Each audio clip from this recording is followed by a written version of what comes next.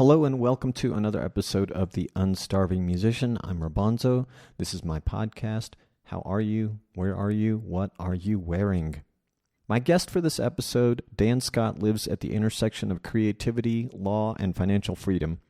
Equal parts artist, strategist, and advisor, he has spent his career helping creatives build lives where work, money, and purpose actually align.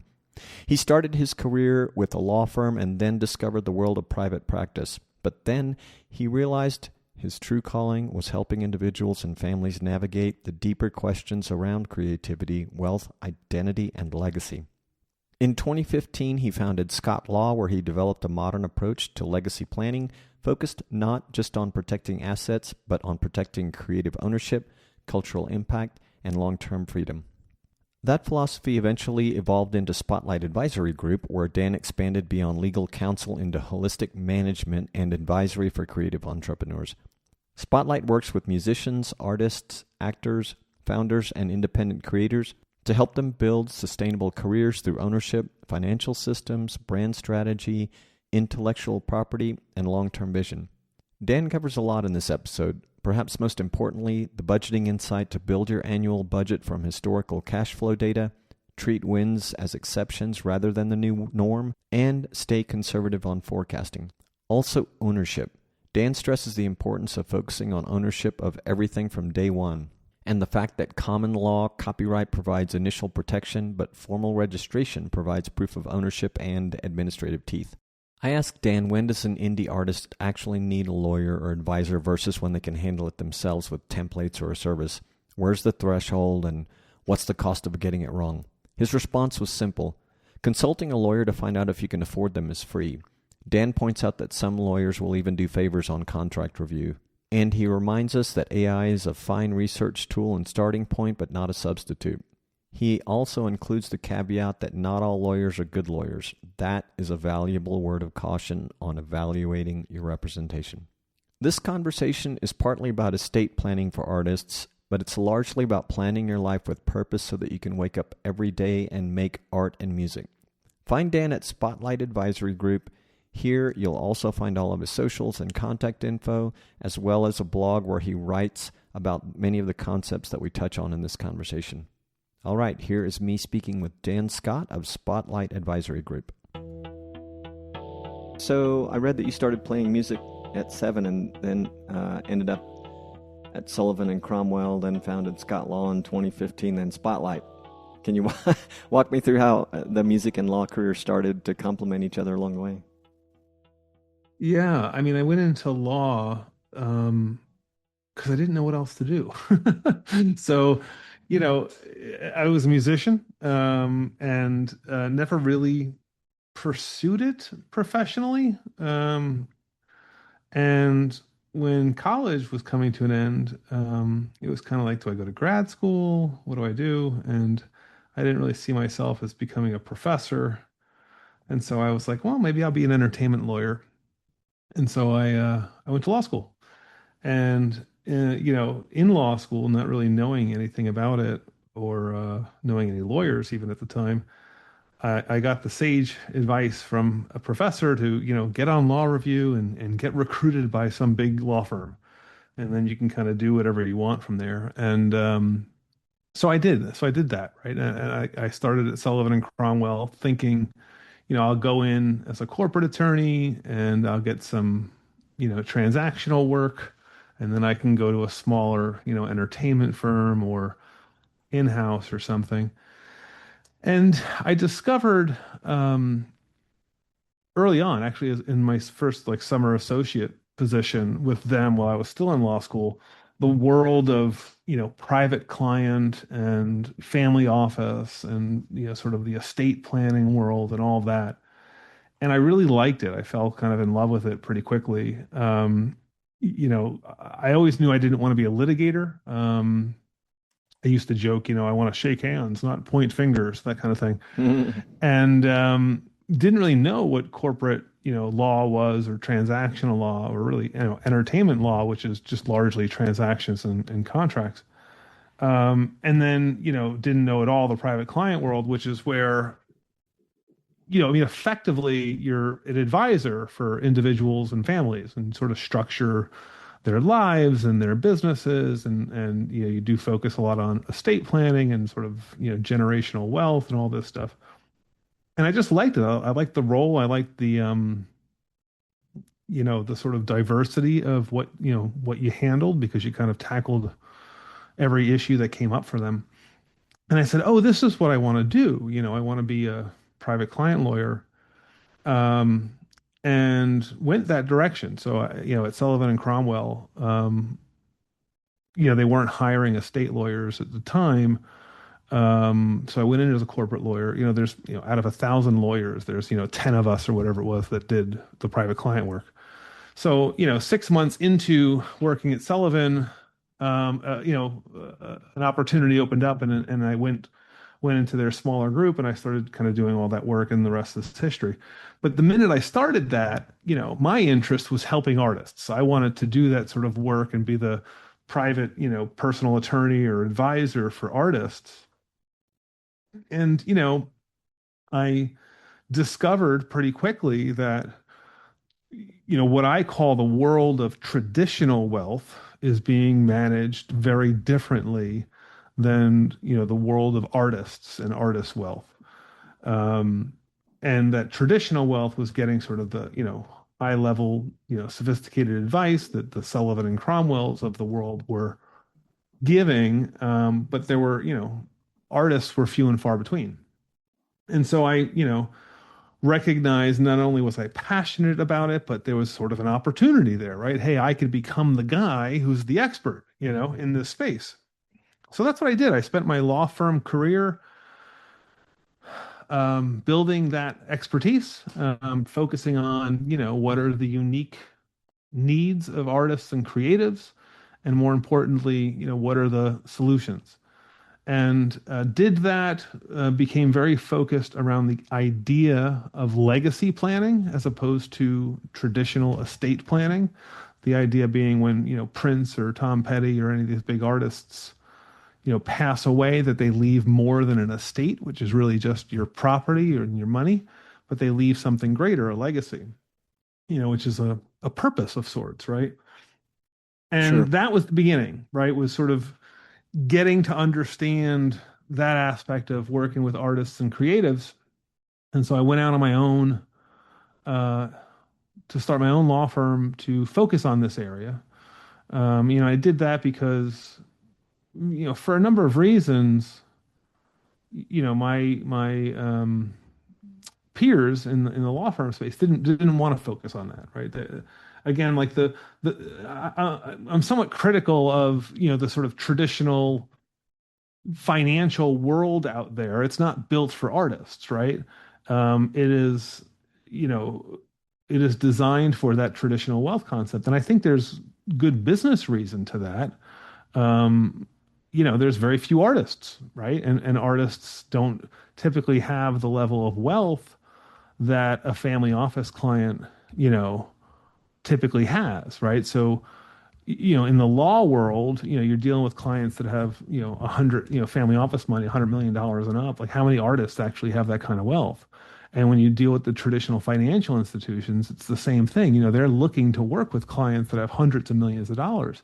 So, while it's, sexy, for lack of a better word, to work with artists, they're not really the ideal client for those institutions. They don't have the money that they're looking to really manage. And so, those traditional institutions are designed for traditional clients, and the tools they use and the methods they use and the solutions that they have worked out are all things designed for not artists, right? For more traditional people. And they Sure. kind of, to me, it's always been a square peg in a round hole. So I, went out to start my own business, to start my own law firm and focus on this. And very quickly, that idea of legacy, which, by definition is something that you leave a legacy behind. My focus became, that it is the life you live, that is the legacy you leave. And so I wanted to focus more on life planning for artists, right? Building that legacy.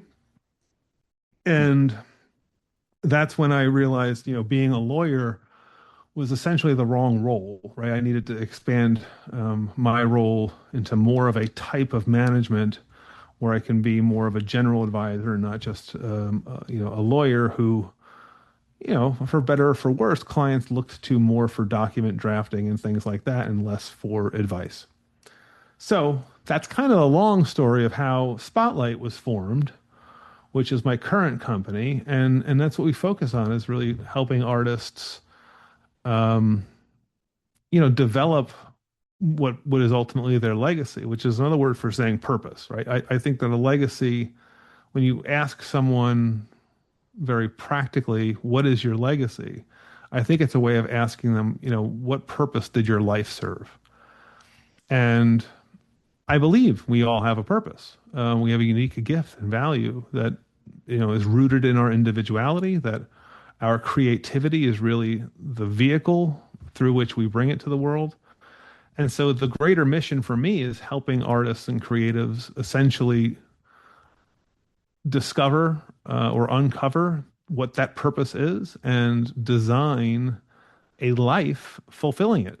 And that's what I do. So it's about, and in order to do that, you need to first achieve the financial freedom to be a creative. You need to transform that purpose into your livelihood. And that's kind of where things begin. Nice. One of the topics that you suggested we uh, touch on is this theme of thinking in seasons instead of monthly budgets. Walk me through that as a system and how an artist with unpredictable income actually sets up pay periods and reserves around seasonal cash flow. Yeah, I think it's one of the greatest challenges for artists, um, is just that. It's really sort of managing their money. Because the tendency tends to be a few things. One is the point you're making, which is that income and revenue is inconsistent in an artist's life, typically. The other is that, maybe related to that, is that artists tend to be aspirational when it comes to financial planning, or or revenue expectations. Hmm. And so when I say that, meaning they think they're going to make a lot more money than they actually are. And so instead of planning with what they know they can expect to make based on historical, right, numbers and sort of what their foreseeable cash flow is, they have this idea that they're going to, there's going to be a big break of sorts that's going to solve all of their problems. And in waiting for that big break, they fall into debt, or kind of dig themselves into a financial hole that it becomes very challenging to get out of. Um, I just had this conversation with an artist the other day who, makes a living as an artist. I mean, they're not, they're not making $100,000, but they're making, what would be a respectable salary in another job. And they do that full time as an artist, and it's great, but they're struggling financially.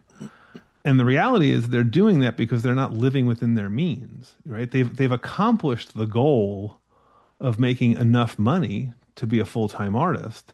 They just haven't, you know, um, accommodated the lifestyle around that. And it's because you're being sort of aspirational. And tied to that is that uneven seasonal flow of money. So, you have to step back and look at it from, usually an annual kind of perspective in terms of, this is what I can expect to make this year. And you have to be very conservative in that estimation, build a budget, and manage your cash flow based on that. I mean, it's sort of, kind of simple if you do it. It just takes discipline. Um, so that when you do have that windfall, and whether that's, that comes back to the aspirational aspect of it. You have one win, or, one big victory. You're a musician, and one of your songs gets picked up or something. If you're a songwriter and you have one hit with a major artist, the expectation shouldn't be that now that's your norm, right? The norm is sort of where you were before that. And so the windfall gives you some stability, but you shouldn't adjust your lifestyle just yet until you have several of those, right? Until there's consistency.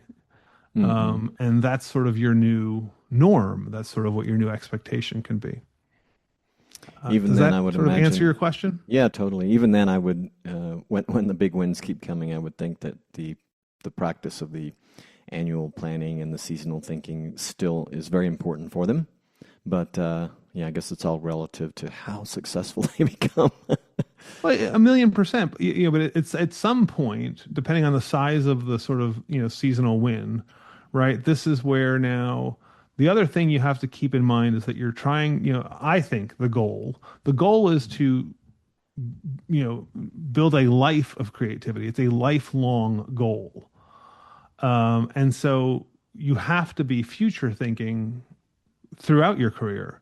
So when you do have larger windfalls, there's an opportunity to start, sort of protecting that future to alleviate some of the financial stress of the future. And so that's kind of part of that cash flow management is you're not just providing for your daily or monthly needs, right? You're not just paying the rent and groceries and things. You have to start putting away money that you're going to be able to rely on later. Right. So yeah, so adjusting that lifestyle, getting a bigger apartment or whatever it is a decision that you need to be very careful in making. Right. Right. So for independent artists without like a full label deal, what does ownership protection look like in practice? Like what do they need to own and register, and at what point in their career do they need to do it? Um, Day one, you need to do it, and you need to own everything. It's the answer to that. I don't get into, my business is not getting into the admin side of some of that stuff, so I don't deal usually directly with like the rights organizations, although sometimes I have to, do it a little bit with a client, like walk them through it. Hmm. So I'm not super savvy on all of that, but the idea is, you are under the copyright, right? You're an author and you own your works. Now there is, I'm a lawyer, put my lawyer hat on for a second. There is a common law copyright in the sense that, when you create something, it's yours and it's protected. All of the filings and registrations and all the things that you do exist, in part for administration in terms of getting paid for sure, but it's really more about proof of ownership too, right? So that's sort of, it's one thing to be an owner, it's another thing to be able to prove it. I mean, the old joke when I was, and I don't know, it's a joke. We thought it was serious at the time, but the old thing was, mail a copy of your demo to yourself and Hmm. don't open it, and that was sort of stamped proof of when it was created. And I I remember once saying, like, talking to a lawyer about that before I was a lawyer, and they laughed, and they're like, "So you have this image of, this theatrical image of, being in court and, revealing the smoking gun that is the sealed mail package, you know, Yep. and it's just unrealistic." So that's why those, all of that registration and things are hugely important, to protect your work, but equally as important to administer it, right? Particularly when you have, multiple people involved, whether that's a band or multiple writers and things, and making sure everyone's allocated their share, what have you. Right. I feel like I have someone in the pipeline, or I may be thinking of someone I interviewed not too long ago who works on that sort of trying to help with the admin side through some new tools. And I don't know Hmm. if that's someone, once that name comes to me, or either by finding it, digging through the files, or otherwise, if that's someone you'd be interested in knowing about, and maybe you can connect with them, or they might be interested in knowing you as well. Yeah, always would love it. So most indie artists hit their first legal pitfall by accident, I would imagine. So they're like moving too fast. They're trusting collaborators, using a template somebody sent them, or not knowing a decision was legally consequential and they made it. What's the most common preventable mistake you see, and what's the system you'd put in front of an artist to avoid it? That's a good question. I mean, the real answer is to talk to a lawyer, or somebody that's equivalent, I guess. I mean, the issue there is that, then you get into whole like fees and costs and things. But, the cost could be much greater if you're not protected down the road. I mean, I think the mistake, you probably see most often, and it comes in a variety of forms. It's an artist getting an opportunity, and quickly signing it, right? Because they haven't had an opportunity before and they don't want to lose this one. And, that comes up certainly in contracts in terms of record deals and things where they're not necessarily aware of the rights they've signed away or how the economics work, right? All of that. That's number one.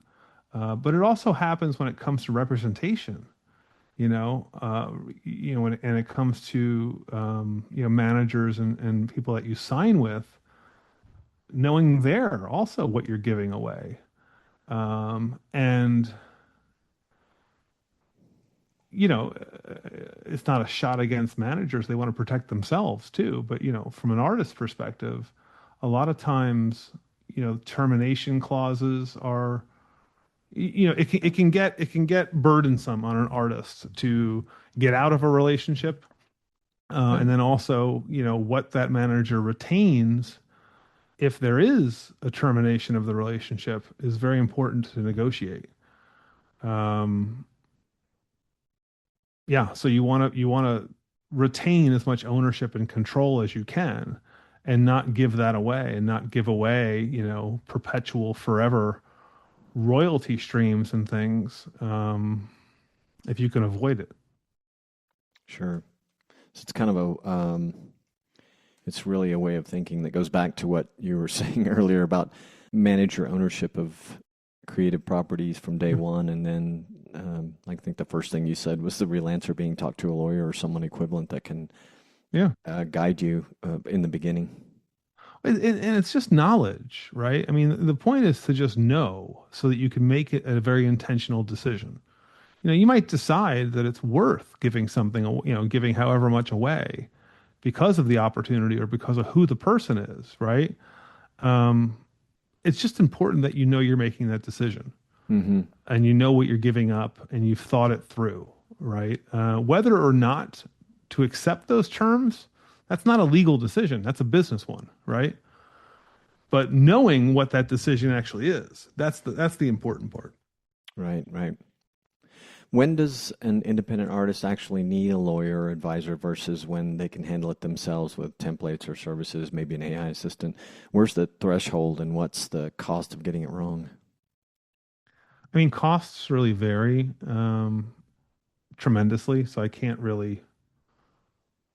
Yeah, the range would be too broad, right? I mean, you can probably get, a lawyer for a few $100s an hour, some work on commission, et cetera. So that's all over the place. It never hurts. It doesn't cost anything to consult a lawyer and kind of figure out how they get paid. So I always encourage that, right? At least talk to a lawyer and see if you can afford them in some way. Mm-hmm. You know, maybe there's a lawyer out there willing to do you a favor first, right? And just, I mean, I've done that for artists. Hey, I'll take a quick look at something for you and I'll tell you if there's problems. And if there's problems, then you need to hire me, because it's going to take up a lot of time to solve those problems. But at least you might get some free information. So, the point would be to try to get some help, and try to understand it. Yes, upload the contract into, Claude and have them analyze it for you. But I I don't have a great I don't have great experiences when people do things through LegalZoom or any, I guess now it's AI is sort of replacing LegalZoom. Mm-hmm. I have not been impressed with what I've seen in terms of online templates. Anything of quality is a service you should be paying for, right? So I mean, look, lawyers have libraries of templates they pay for, Hmm. and they're incredible quality, right? And that's why they pay for them. And it's a very expensive service, right? Lawyers don't draft every word themselves. I hope I'm not pulling the curtain back too much on that, right? Lawyers start from templates themselves. Um, so, the challenge is law. The thing they teach you in law school that is the most important is it's not memorizing the law, right? You don't go to law school to like learn and be able to recite the law. You learn how to learn the law. You learn how to, research and understand the law. And that's just not something, if you don't have the training for, you can really do. Certain terms, if you don't have a legal education, they have a different meaning in the law world than they would, in a layperson's world. So it's just not something, like any real sort of expertise. If you're not trained in it, it's dangerous to think you can do it yourself. Unfortunately, we live in the world of AI and online, and there's all this information, and people think they can just do things themselves.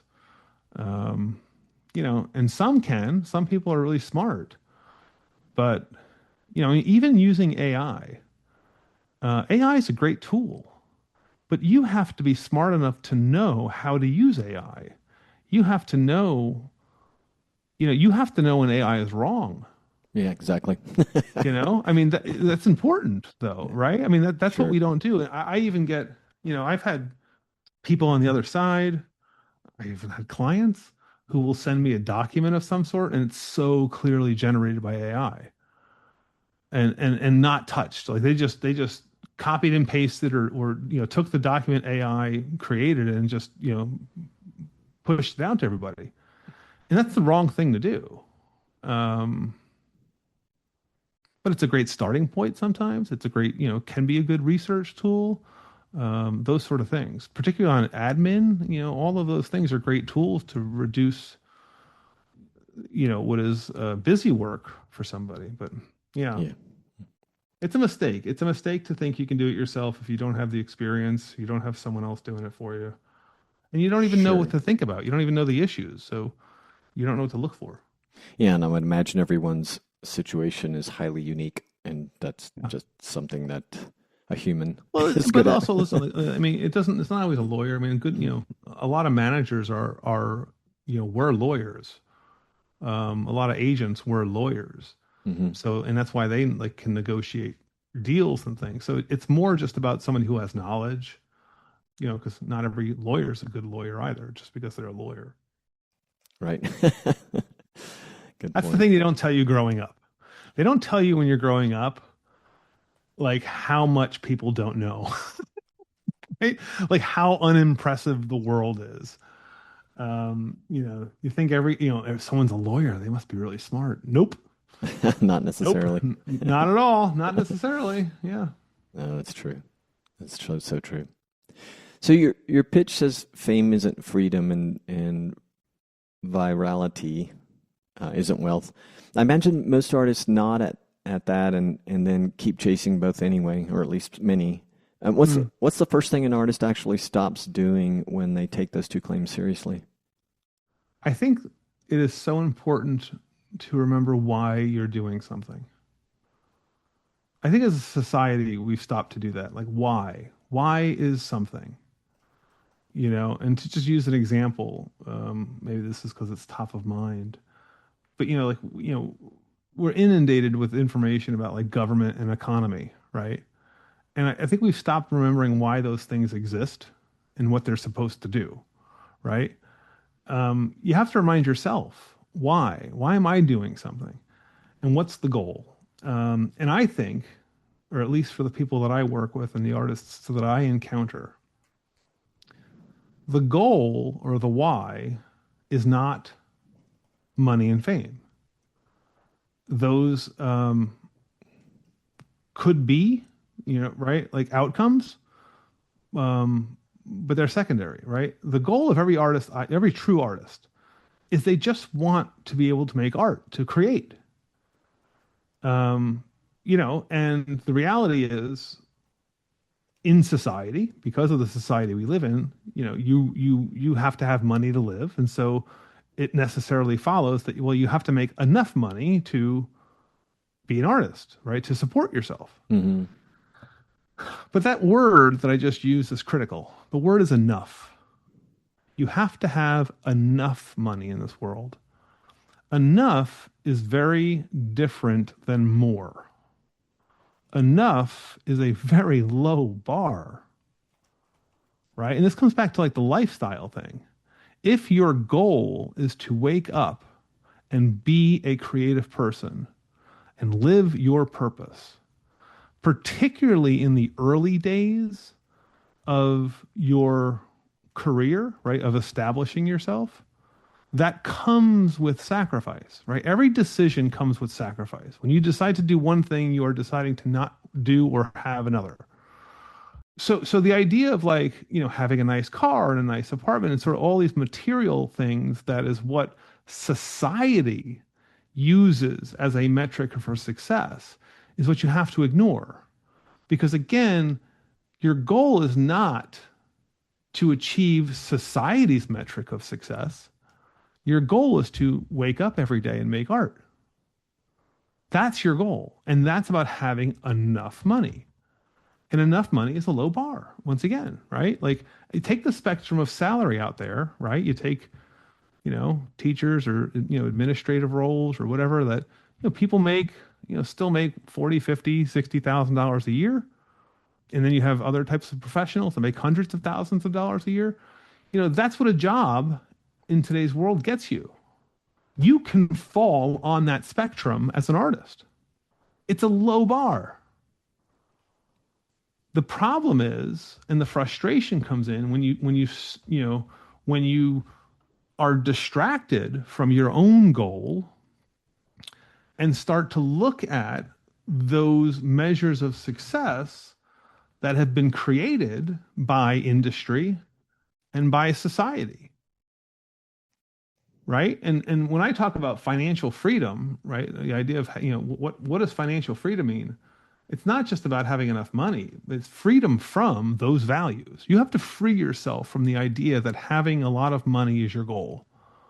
Having a lot of money means nothing. Money itself, right, sitting next to a stack of $10 million is pointless. The money sitting next to you has no value. It has no value until you do something with it. So, it's not about having money. It's about you using money, right? Money is a resource. It's a tool.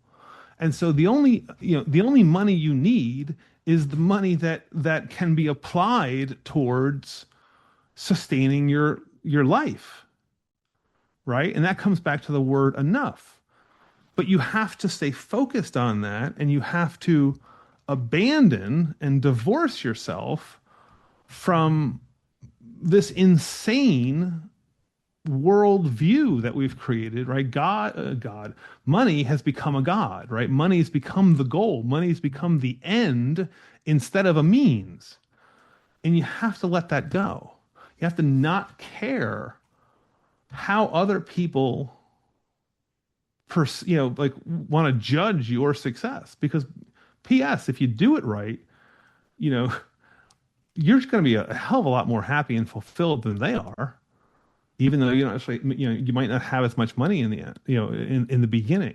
And I say in the beginning because it's the early days where sacrifice is needed, right? Over time, when you commit to living your purpose through your creativity, what you are doing ultimately is producing your greatest value in this world. And even just from a market analysis, if you want to talk economics, your greatest value will yield its greatest return in the long. Right? Because and how do we get value back? Well, in today's world, we get it back in money. So actually, even though you're not chasing it, money comes. And it comes generously if you stick to doing the right thing. but it's not a short term get rich quick scheme, which, I'm not judging the industry, but any industry, not just the entertainment industry or the music industry, exists to make money. That's its goal, and that's its goal in the short term. It's as much money as you can, as quickly as you can. And that is misaligned with your personal goals. So again, like, you can't serve the industry's goals, you have to serve your own. And in the long run, you're going to make a whole lot more money if you stick to your guns and not theirs. If making it in the entertainment industry, almost inevitably, with the exception of the Rolling Stones and certain other bands that have lasted, or musicians that have lasted forever, the likelihood is there's a very short window of success. They chew you up and spit you out. Mm-hmm. Because that's what benefits them. It's not, and I'm not saying they're mean or they're doing that intentionally or with any sort of, nefarious intent. It's just the nature of the business, because it's a business and you are a commodity. Right. Which is okay, so long as you, the artist, understand that and utilize it for your goals. And the two things that industry serves, in terms of its using industry as a tool, is it is one, yes, it is a way to monetize your creativity.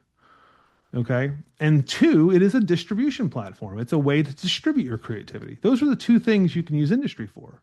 But you got to be careful, because it's got to fit into your longer term plan. Well said.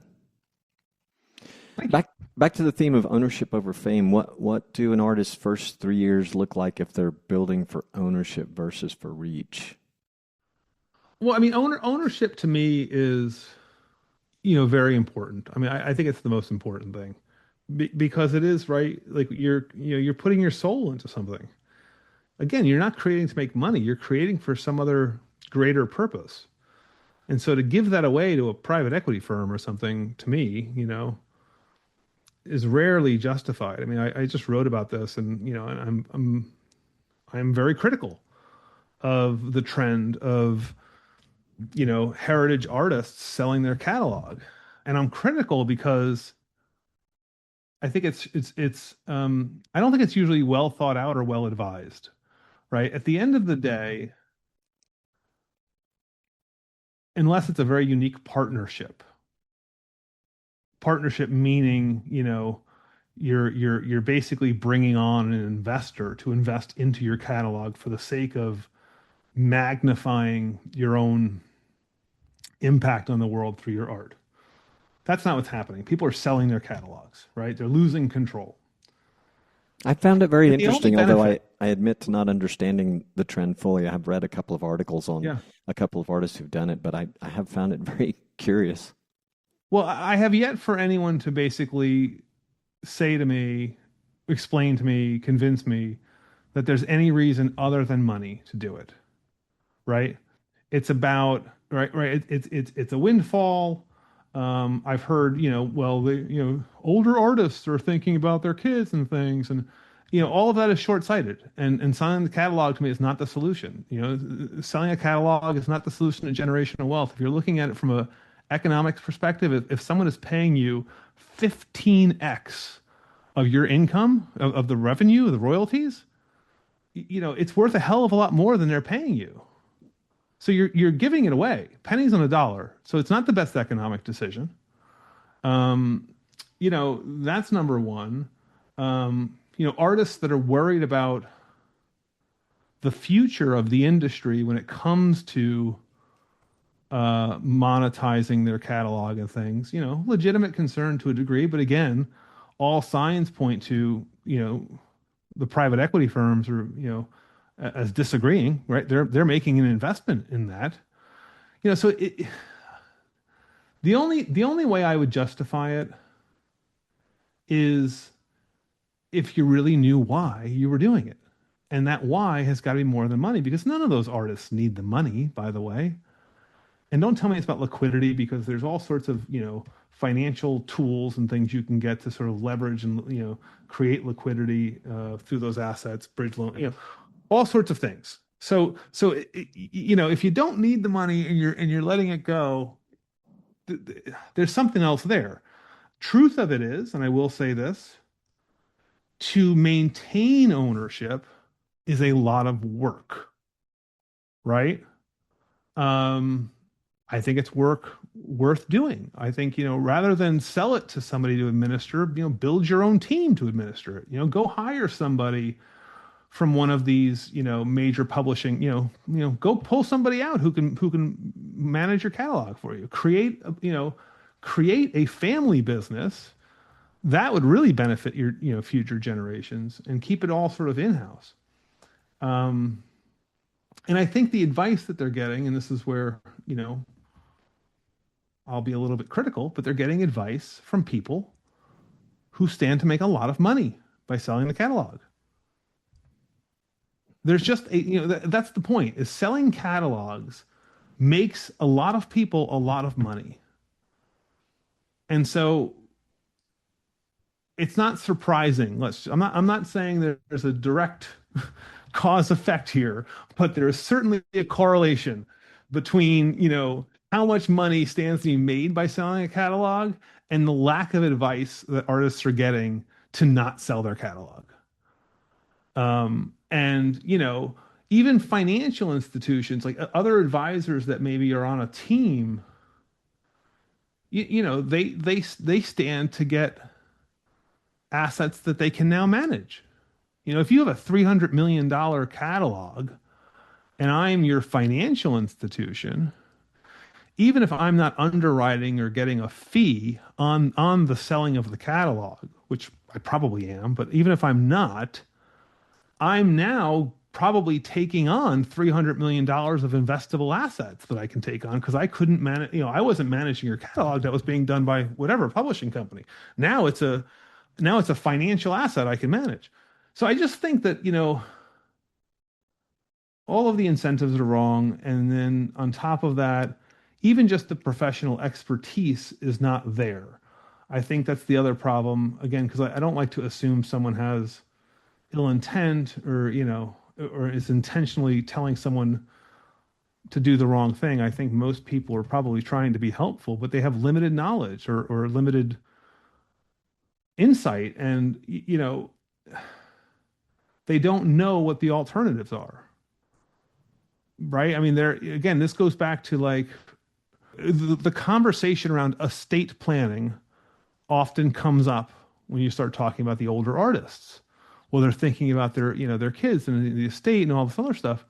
And so they think like this liquidity event, now they've got, a pile of money that they, can benefit their children. And that's because, again, most of the world looks at artists through the lens of traditional wealth. And so their tools and their perspectives and their planning strategies are kind of like what you would do in that world. And I would just say it's a square peg in a round hole.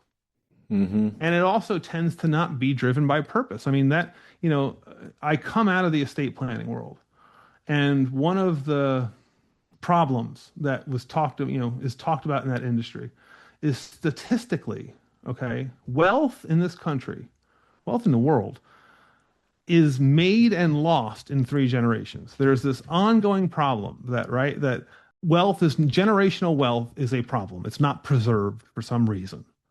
And there's been studies about it and everything else. And overwhelmingly, it's not because people don't have estate plans, right? So it's not the planning and the documentation. There's something missing.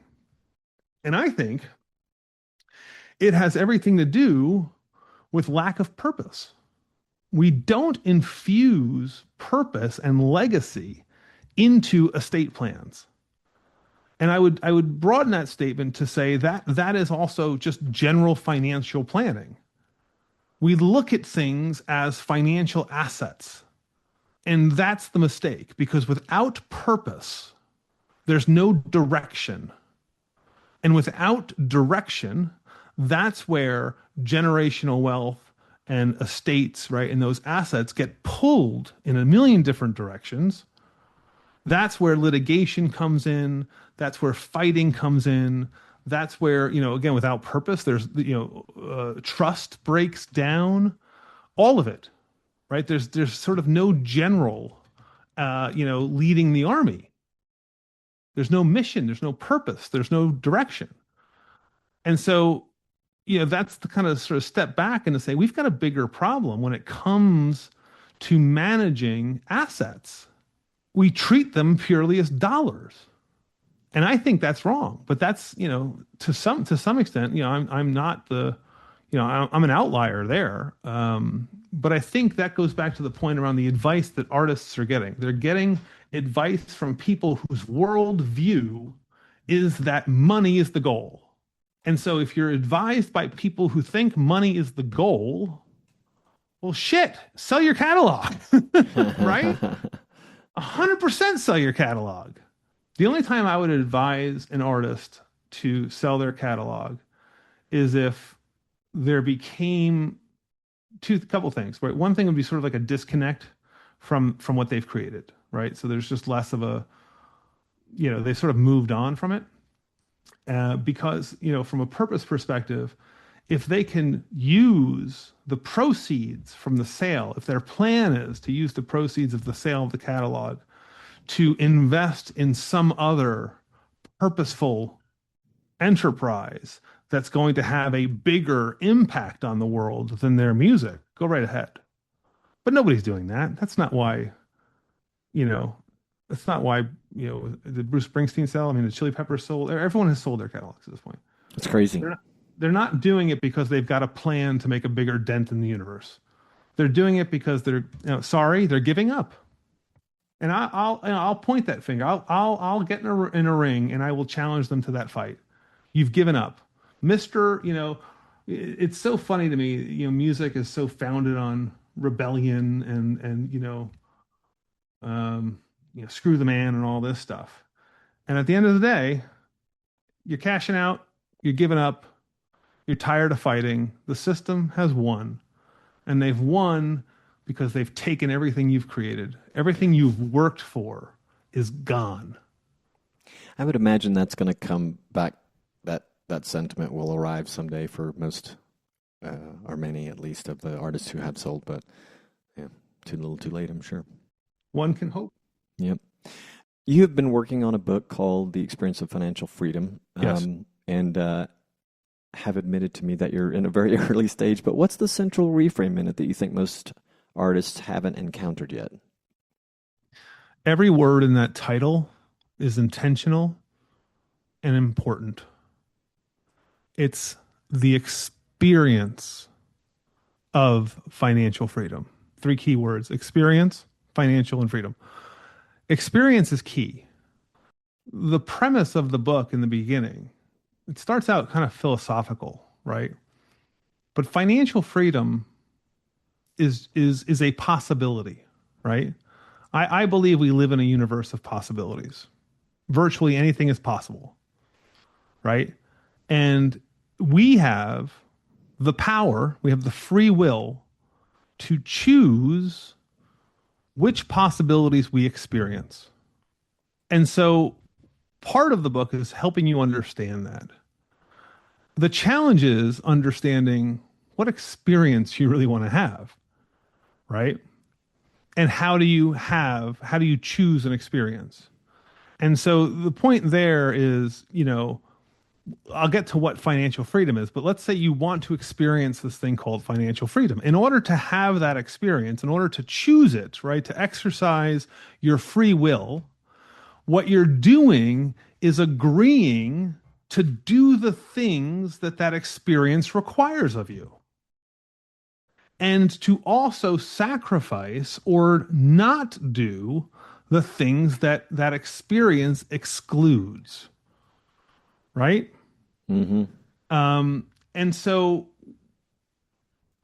once you understand what financial freedom means, part of that is understanding the rules and what you have to do. And so choosing to have the experience of financial freedom is simply exercising your will to follow those rules. And once you start that, you are having the experience of financial freedom. It is not about the end result. It is about the ongoing experience. The example I like to use, because I think it's very relatable, is health, right? I want to have the experience, right? The idea of my healthiest self is an idea. It's a possibility that exists. How do I choose to experience that? Well, I got to follow the rules, right? And to oversimplify, well, I've got to eat right. I've got to go to the gym. Maybe I have to meditate. I've got to come up with a program, right? I've got to, maybe address mental health with a special, I've got to do all these things. And once I know all of the things that I have to do, which is part of, the ability to act, the ability to choose to have an experience requires you necessarily to understand all the things you have to do. Then it's just a matter of doing those things. And the minute that I start living by those rules, I am having the experience of being my healthiest self. Now, on day one, is that experience does that mean that I am necessarily my thinnest or most physically fit? No, right? That's also part of but that's not today. So the experience begins today. The results, that's later, and those evolve. And in any, the idea of like, it's not the destination, it's the journey. I mean, it's so cliche, but it's true. You don't know how far you're going to get. If I begin today living the experience of my healthiest self and I die tomorrow, will I have achieved being my healthiest self? I mean, I don't even know. I don't know what that result would be, but I lived it. And if I live it for the next 20 years, then I will, and I die, then I've lived that life, right? I've lived that experience. So that's the important part of the word experience, is to help people understand that possibilities are something you can do today. Right? And it just takes understanding the rules and following them. So when we talk about something as grand as financial freedom, it's not some far off concept. It's something you can begin to experience today once you understand the rules and start implementing them. And that's the point of that, that point. And then you have to get into what is financial freedom and what are the rules, right? And I think we touched upon, what the definition of financial freedom is, but, to overly, kind of jump to the conclusion, at the end of the day, I think financial freedom is that idea of having enough money to live your purpose through your creativity. And I break that down by saying, when we talk about financial freedom, the first thing is you are talking about having enough money to do something, right? So the question becomes, well, what do we all want? What is it you want to have enough money to do? And I think the answer is very simple. I think, put 100 people in a room, 99, if not all of them, are going to say, I want to be happy. What do you want for your kids? I want my kids to be happy. I want to live a fulfilling life, right? All of those, I want my overall well-being to be at its highest. That's what we want. All the other things that we think we want are all what we think causes that, right? That's why I want a big house and a car and a lot of money. It's not because I want those things. It's because it's because I want what I think those things accomplish. So the goal is happiness and fulfillment, right? Sure. Yeah. And then my conclusion, my thesis is that happiness and fulfillment, which there's a science to, it's called positive psychology, right? The science of happiness has identified 5 elements that are proven to increase your overall well-being and, satisfaction and fulfillment. And they are positive emotion, engagement, relationships, meaning, and accomplishment. It makes up the acronym PERMA, P-E-R-M-A. That's what you have to focus on in your life if you want to be your happiest, your most fulfilled. Those things are what elevates your well-being. If you live a life fulfilling your purpose, my conclusion is that is the thing that elevates each of those elements to their maximum.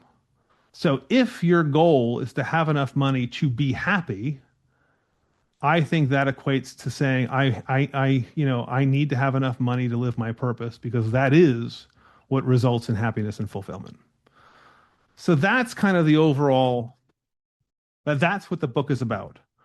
And once you understand that, then it gets into, in the last part, it's going to get, kind of into the practical, here's the rules of money, right? Here are the things you need to do. And that's it. So it's the experience of financial freedom. It is something we all have the power today to choose to experience, that possibility. And it just requires knowledge in terms of what those rules are, and then, discipline, quite frankly. I love that. It's really good. I think Thank you. will be extremely helpful, and it sounds like it's going to be a good book. Yeah, I mean, I do a lot of writing about it now. I mean, if you go on Spotlight's website, right, spotlightadvisorygroup.com, and you go to the blog section, a lot of this is expressed through what I write about weekly, right? So a lot of this philosophy and these things come through on that, and so I encourage anyone listening to, log on, check it out. Join our newsletter. There's a newsletter opportunity there too. I will do that myself. Thanks. I'll check it out. And hey, Dan, thank you. It's great talking with you. Thank you so much. Take care. As an independent podcaster, your support means the world to me. You could even say I depend on it. With that in mind, here are some things you can do to help support the podcast. Follow The Unstarving Musician on your favorite podcast app, leave a review on your favorite podcast app, or shoot a review to me by email, robonzo@unstarvingmusician.com, or just share this episode with a friend. This all has a big impact on our audience growth. Visit unstarvingmusician.com/crowdsponsor to learn about the other ways of supporting the podcast, including a quick and easy online tip jar. Click Tip Done. Easy and super appreciated. You'll find many other ways to support the podcast there, including through our affiliate partners, our online merch store, and more. The music you're hearing is New Gods Part 2, the instrumental mix by yours truly. You can hear, download, and or buy the full version with vocals by yours truly at robonzo.com. If that was all too much to remember or process, just go to the show notes for this episode at unstarvingmusician.com to find links to all this and the stuff I talked about in today's episode. You can leave feedback, questions, comments, complaints at unstarvingmusician.com/feedback. Thanks for listening. Peace, gratitude, and a whole lot of love.